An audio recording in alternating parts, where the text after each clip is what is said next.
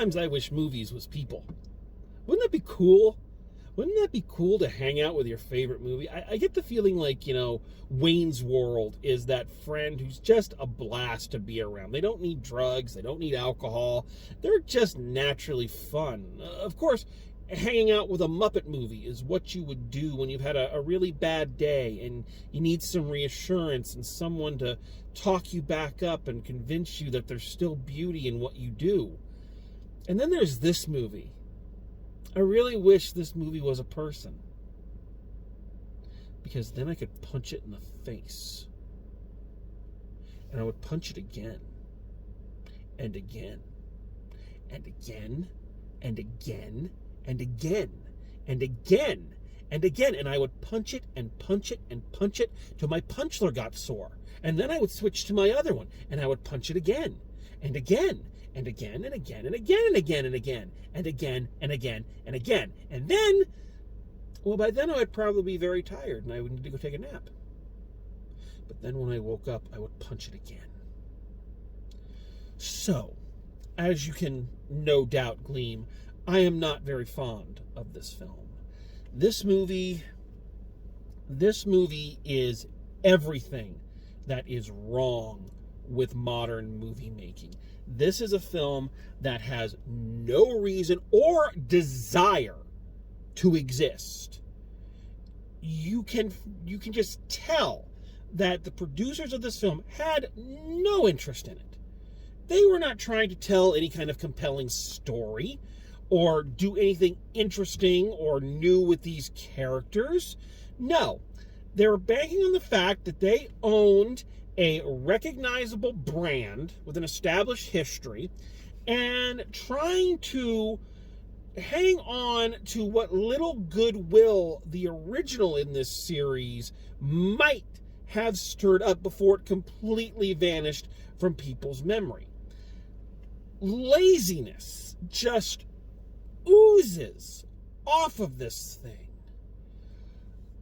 I find it funny that a film about a family, the whole purpose of the Addams family to exist is to be subversive, is to be counterculture, is to be spooky, kooky, ooky.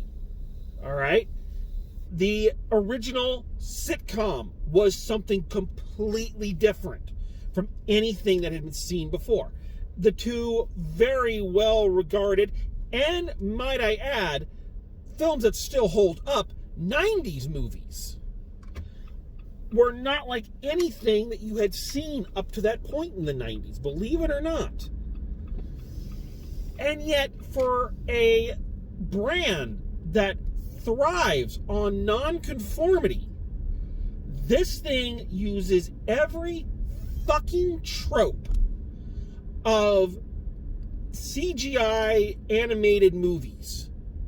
Every single lazy one of them. And does it, and you can tell they do it because they couldn't be bothered to try to find anything interesting to do. Let's just run down a few of them. Let's see. Is this a film that has the thinnest of premises, not even a plot, a premise, that they use to stretch out into a feature-length film, only forcing an unconvincing antagonist to have some kind of climax to try to fool you into believing there is any kind of story structure? Check.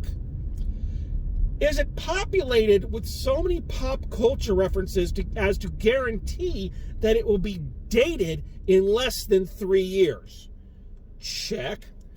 Does it have the seemingly ordered by law fucking dance number to some kind of oldies pop or disco tune that it seems every one of these fucking movies is mandated to have? Check. I tell you, folks, when fucking Lurch sat down at the harpsichord in a biker bar to sing "I Will Survive" to get all of the bikers to do a dance and help him and Wednesday out in a scene stolen almost wholeheartedly from Pee-wee's Big Adventure. This is about the time when I would have been willing to sell one of my children if it meant the fucking movie would end. Oh, and the soundtrack. Oh, I gotta talk about the soundtrack. Look, I've harped on soundtracks before, and I know that in the grand scheme of things, in the vast number of ingredients that go into making a movie, that the soundtrack is not always the most important. But I always feel that it is, and let me explain to you why. When I was a kid, I didn't have like a favorite band for a real long time. This is even pre-Weird Al Yankovic. My favorite music, I should say, pardon me, were soundtracks. I liked music that informed narrative.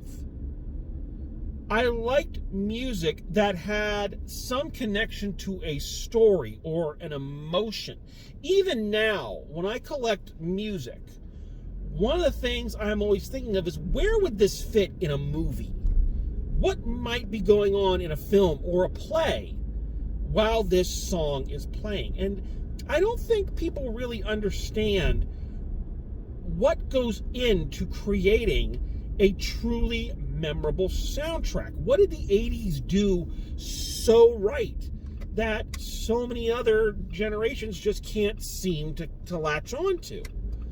You know, I use the Guardians of the Galaxy movies as an example of this quite often, that even in this kind of hodgepodge of artists and genres, there is a connective through line.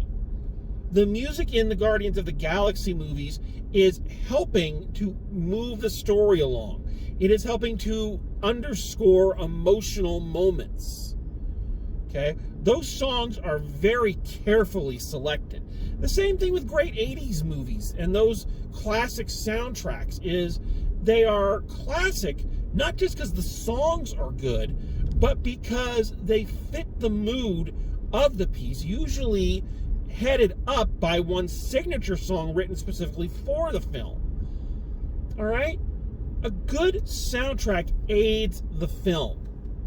Unless you're one of these lazy-ass computer-generated movies wherein they just gather up a bunch of cheap-ass hip-hop songs because you want your movie to be hip and cool, right? And just throw it at the fucking screen. And that's what they do. There's so much goddamn music in this, and none of it fits anything that's going on. None of it. It's just so obvious. And it sticks out like a bloody sore thumb. Don't even get me started on Thing. I hate the disembodied hand thing. Fucking hate it. But really, the soundtrack analogy is a good one for all the rest of this film. There's no cohesive connecting tissue to any of it. It's just, let's throw shit at the wall and do things. And are those things funny? Well, it doesn't really matter. Well, I guess it is funny if you like shit jokes. Do you like shit jokes? If you like shit jokes, then, buddy, your boat has come in. There are so many fucking toilet jokes in this. There are at least 2 jokes about the lion taking a shit. Uncle Fester's every other line is something of having to go to the bathroom. They blow up the Grand Canyon, and of course a guy lands sitting on the toilet. Look, I understand. It's a kid's movie, all right? And when I was a kid, yeah, I liked a good fart and poop joke too. All right? And I'm not even saying it's a bad thing if that's the kind of humor you enjoy. To each their own. You know, just because it's not my cup of tea doesn't mean it's not valid to somebody. But here's the thing. A shit joke, a bathroom joke, is like a fine wine. You need it with the proper pairing. You can't just garble wine down. It's just drinking at that point. No, you need to find the right meal to go with it. And you need to sip it in just the right way. Or, if you're lazy, you just populate the script with it. Ha ha ha! It's just for kids. Who cares? More shit jokes. Ha ha ha! Hey, should we put in some character development? No, fuck that, shit jokes. I suppose I should talk about what I laughingly refer to as the plot. So what is actually going on in this? Again, let's be generous and call it a movie. So in this film, Wednesday Addams has decided that she is embarrassed by her family. Gomez, feeling that he and Wednesday need to bond, decides that he is going to take the family on a road trip across America to bond. So essentially they're stealing the plot of a Goofy movie and a little bit of Little Miss Sunshine thrown in there, but without any of the fun characters or endearing messages to go along with it. It's just kind of a thing. Let's make them go on a road trip. That's the plot. On that subject, you want another clue of how generic this film is? The fucking title, Addams Family 2. Why not call it Addams Family Vacation like they do in the movie? That's a much better title. No, generic as fuck, Addams Family 2. Anyway, so on this road trip, then all of a sudden, we find out that there is our antagonist, some mad scientist, has convinced Wednesday that she is actually not an Addams. She is not Morticia and Gomez's biological daughter, that she's his, so that he can steal some cloning or Island of Dr. Moreau technology that she developed for a science fair. Yeah, it all makes about as much sense as it sounds. So, aside from the fact that there is basically no plot, the other big problem is they hang what little plot there is on Wednesday Addams, which, ever since Christina Ricci's breakout role as Wednesday in the two 90s films, it seems like all Addams Family projects have got to make Wednesday their central character or their audience POV character. Wednesday is to the Addams Family as Wolverine is to the X-Men, or as Tommy the Green Ranger is to Power Rangers. It doesn't matter about any of the other characters. That person has to be the center of it all. And that would not actually be a bad thing. I understand why they do it. I know why Addams Family Values did it. I understand why the musical did it. But here's the problem. This version of Wednesday Addams is fucking terrible.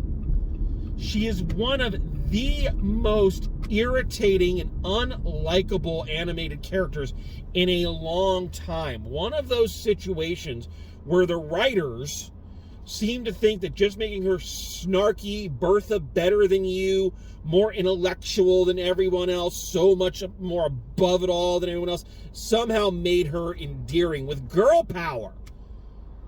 Now, Christina Ricci's performance of Wednesday, yes, had that dour attitude, that monosyllabic kind of, not monosyllabic, that monotone delivery of her lines, but she also had passion.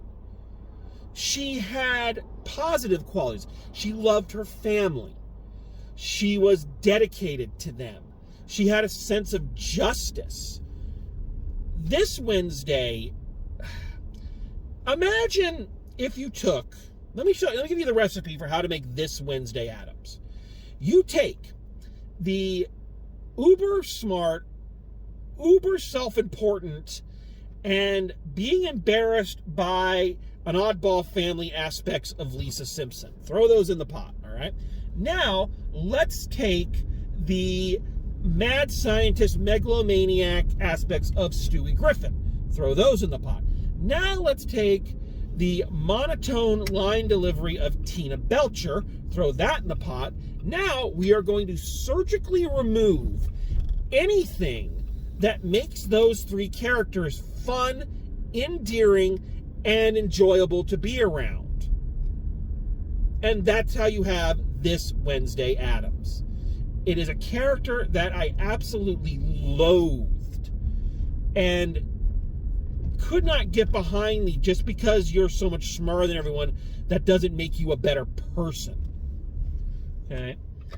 And she becomes our focal point, again, much to the degradation of a lot of the other characters, which is not necessarily a bad thing here. I don't mind Charlize Theron as Morticia. I don't mind her. I also will say I don't necessarily mind Oscar Isaacs as Gomez. They are clearly the least of all of the incarnations of these characters. They are definitely at the bottom of the barrel. I will also say that I liked that the new voice of Pugsley actually sounds like a kid, as opposed to sounding like a 30-year-old man like he did in the first one. But fucking hell, Nick Kroll as Uncle Fester is the most irritating, nails on a chalkboard voice and character I have seen in a long time. Just everything about him is irritating, and then you think of all the great work Jackie Coogan and Christopher Lloyd did to make Uncle Fester fun and endearing, and just this thing, it's a crime. It's an absolute crime to good acting. Oh God, I hated it.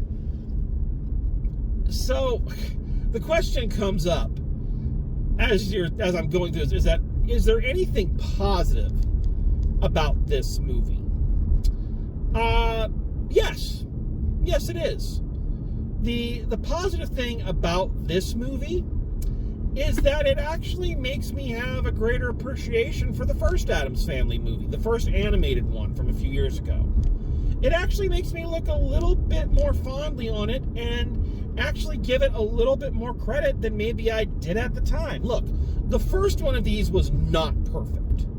It was not perfect by any stretch of the imagination. But it had benefits. Okay? The concept, the overarching theme of conformity, which again is something the Addams Family has always railed against. But making this idea of conformity, especially in the modern day of social media, and looks are more important than substance, making that your central theme, it made sense. It didn't work, but the conception actually made sense. Okay? Wednesday was not great in that film, but she at least had some reasons for her angst. I actually think, and I believe I said this in the review of that film, that one of the best parts of the movie was when Wednesday confronts Morticia and says, you know, you're always teaching me to be counterculture, and you're always teaching me not to conform, but you want me to be just like you. That's not teaching me not to conform, it's just teaching me to conform to someone else, instead of letting me find my own way. What if I want to wear a pink beret? That was actually a really good moment, which used the characters in a new and thought-provoking way. I will tip my hat and say I really liked that moment in that film. I mentioned this as well with that review, and that is one of the things I liked about that film is that it actually gave Pugsley something to do. Poor Pugsley, and I said this at the time, you know, if Wednesday is the Wolverine or Tommy Oliver Green Ranger, then poor Pugsley is the Cyclops or the Rocky DeSoto Red Ranger. They're there, but they never get to do anything. They're there because you know they're supposed to be there, but they get nothing to do. And at least in the first one of these, at least the story was actually kind of about Pugsley. about his Addams Family bar mitzvah. It actually gave him something to do and at least attempted to make him an interesting character in his own right. Again, it didn't work, but I applaud the fact that they actually went for it and tried to do something different. So, if nothing else, this film makes me appreciate some of the choices that the original made, because at least they tried. At least they tried. This film doesn't want to try. There is absolutely not a single give a shit in this movie. Nobody cares. The one thing they kept from the original film was the god-awful animation. All right, the character models of the Addams Family are ugly. They are ugly to look at. They don't animate well. They just are repulsive. And not in a fun, endearing way. They're just bad. And that's the thing from the original that they decided to keep. There's no social commentary. There's nothing that they're railing against. It's just, here they are. Look, folks, I understand why you might want to rent this film or take the kids to go see it. I really do. A fun family trip out. Kids, the Addams Family has always appealed to younger viewers, and you wanna have that family time. That's great.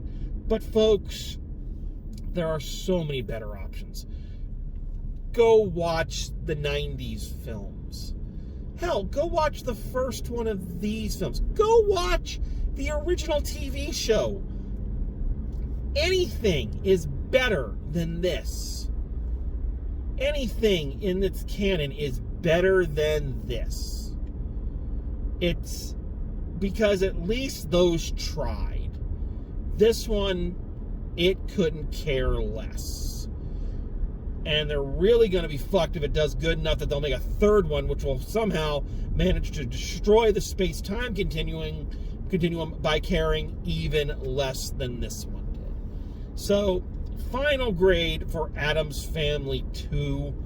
I'm going a D- on this, and I don't know why. Everything in my being tells me this is an F. Everything in my heart and soul says there is not a single redeeming feature. Not one joke lands, not one set piece is interesting. So I don't know why I'm not just biting the bullet and giving it the full F. But something is keeping me from doing it. I don't know what. Maybe I'm just sentimental that way. But don't let my momentary levity convince you of anything other than this film is a waste of your time, it is a waste of your money, and it is a waste of the Addams Family. Skip it, please. So, there you have it. That is my review of Addams Family 2.